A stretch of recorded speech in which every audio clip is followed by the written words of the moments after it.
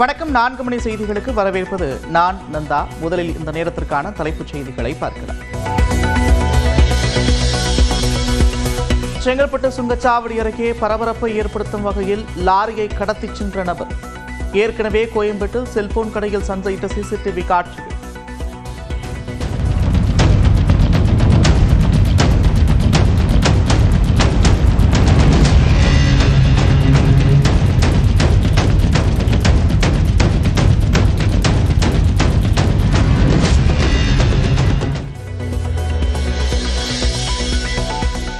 கோவை மருதமனையில் உடல்நலக்குறைவால் இறந்த யானையின் வயிற்றில் 15 மாத குட்டி. பிரேத பரிசோதனையின் போது சடலமாக எடுக்கப்பட்ட குட்டி யானை. மருதமலை அருகே 4 நாள் தந்த சிகிச்சை பலனளிக்காமல் கர்ப்பிணி யானை உயிரிழந்த விவகாரம். கேன் வசதி இல்லாததே காரணம் என்று கால்நடை மருத்துவர் சுகுமார் விளக்கம். குட்டி இருக்க தெரியல வாய்ப்பு இல்லை. அந்த மாதிரி அட்வான்ஸ் டெக்னாலஜிக்கு எங்கேயுமே கிடையாது. அதை எக்ஸ்ரே எடுத்து பார்க்கறது இல்லை.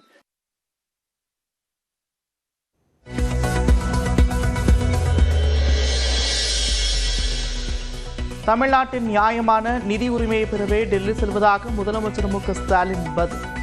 ஒரே ரயிலில் வெள்ளைக்கொடி ஏந்தி சென்றவர் எடப்பாடி பழனிசாமி என்றும் விமர்சனம்.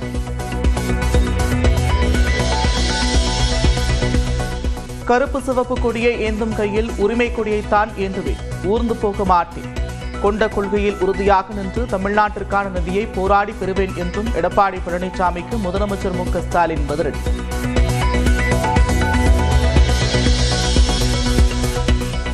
மோடி அரசு ஆளுநர்களை தவறாக பயன்படுத்தி மாநில அரசுகளின் குரல்களை நசுக்குகிறது.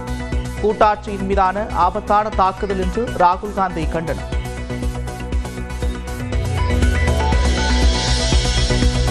சேலம் பெரியார் பல்கலைக்கழக பொறுப்பு துணைவேந்தருக்கு எதிராக தொழிலாளர்கள் சங்கம் போராட்டம்.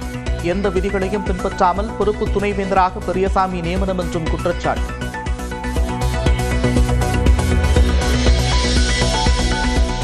நீலகிரி, கிருஷ்ணகிரி, தருமபுரி, திருப்பத்தூர், வேலூர், ராணிப்பேட்டை, திருவள்ளூர் மாவட்டங்களில் இன்று கனமழைக்கு வாய்ப்பு. சென்னை வானிலை ஆய்வு மையம் கணிப்பு.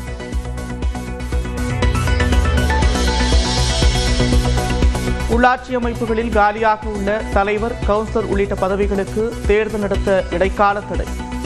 புகைப்படத்துடன் கூடிய வாக்காளர் பட்டியல் வெளியிட்ட பிறகு இடைத்தேர்தலை நடத்தலாம் என்றும் உயர்நீதிமன்ற கிளை உத்தரவு.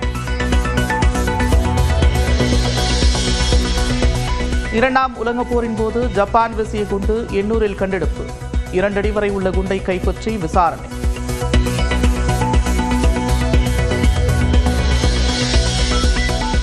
நேஷனல் ஹெரால்டை முறைகேடாக வாங்கியதன் மூலம் சோனியா காந்தி, ராகுல் காந்திக்கு 142 கோடி ரூபாய் ஆதாயம். டெல்லி நீதிமன்றத்தில் அமலாக்கத்துறை குற்றச்சாட்டு.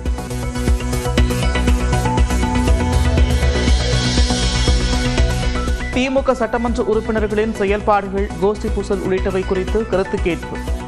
விண்ணப்ப படிவங்கள் மூலம் கருத்து கேட்க ஆராசா உள்ளிட்ட தேர்தல் மண்டல பொறுப்பாளர்கள்.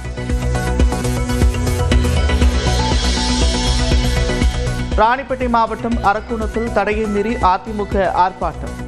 திமுக நிர்வாகியாக இருந்தவர் மீதான பாலியல் குற்றச்சாட்டுகள் மீது உரிய நடவடிக்கை எடுக்க வலியுறுத்தி முழக்கம்.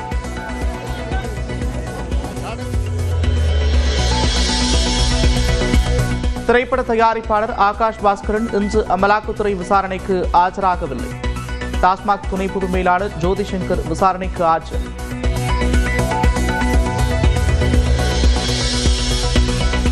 விவாகரத்து வழக்கில் நடிகர் ரவிமோகன், அவரது மனைவி ஆர்த்தி சென்னை குடும்ப நல நீதிமன்றத்தில் ஆஜர். மாதம் 40 லட்சம் ரூபாய் ஜீவனாம்சம் தர வேண்டும் என்று ஆர்த்தி கோரிக்கை. திரைப்பட இசையமைப்பாளர் ஷாம் CS மீது மோசடி புகார். 25 லட்சம் ரூபாய் பெற்றுக்கொண்டு இசையமைக்கவில்லை என்று தயாரிப்பாளர் குற்றச்சாட்டு.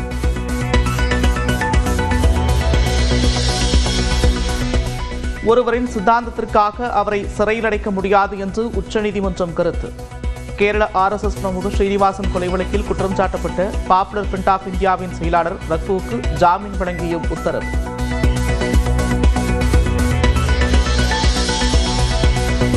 சத்தீஸ்கர் மாநிலத்தில் நடந்த துப்பாக்கிச் சண்டையில் நக்சலைட்டுகள் 26 பேர் சுட்டுக்கொலை. 1 கோடி ரூபாய் சன்மானம் அறிவிக்கப்பட்ட முக்கிய தளபதியான பசவராஜு உயிரிழப்பு.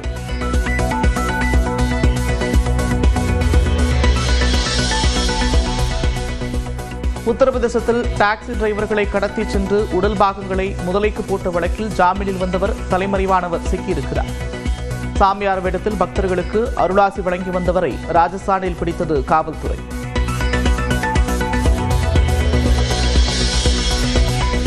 தக் லைஃப் திரையரங்குகளில் வெளியான 8 வாரங்களுக்கு பிறகே OTTயில் வெளியாகும். சினிமா துறை ஆரோக்கியமாக இருக்க சக படக்குழுவும் இதை பின்பற்ற நடிகர் கமல் கோரிக்கை. Not even an experiment. It's a pragmatic thing to do. Right. And I'm glad that the OTTs agreed and we sat together and it was not a negotiation, it's a plan. Wow.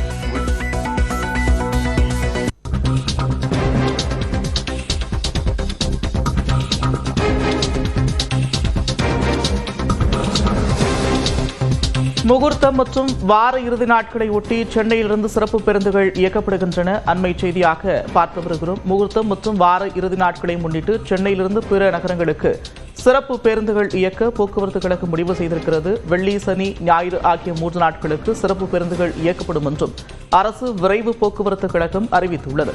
பயணிகள் வசதிக்காக பிற நகரங்களிலிருந்து சென்னை வருவதற்கும் ஞாயிற்றுக்கிழமையன்று சிறப்பு பேருந்துகள் இயக்கப்படும் என்றும் தெரிவிக்கப்பட்டுள்ளது.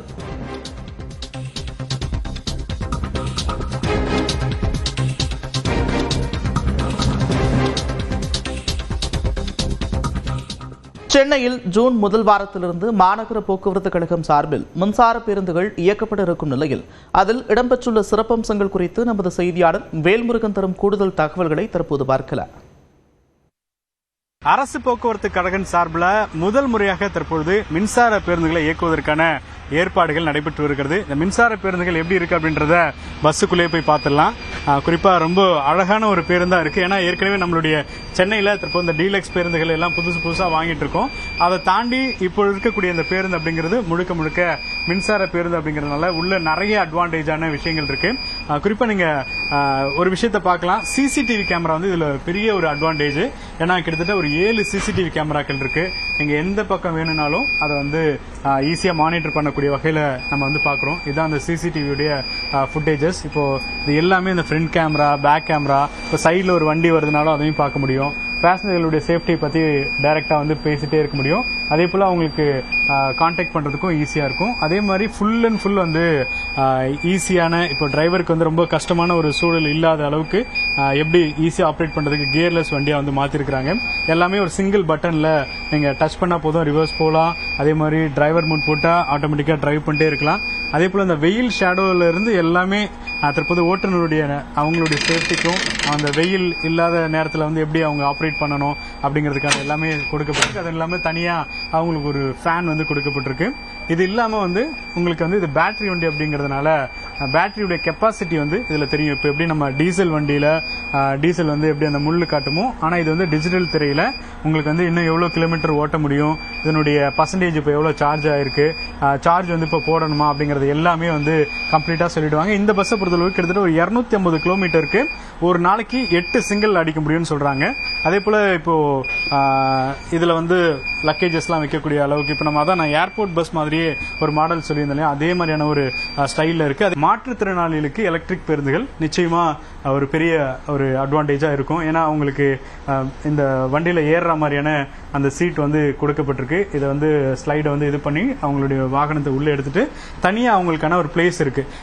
இந்த பிளேஸ் அப்படிங்கிறது மாற்றுத்திறனாளிகளுக்கான ஒரு பிளேஸ். ஸோ அவங்க வந்து கம்ஃபர்டபுளா அவங்களுடைய வெஹிக்கிள் வந்து இங்க பார்க் பண்ணிட்டு இங்க வந்து ஸோ யூஸ் பண்ணலாம்.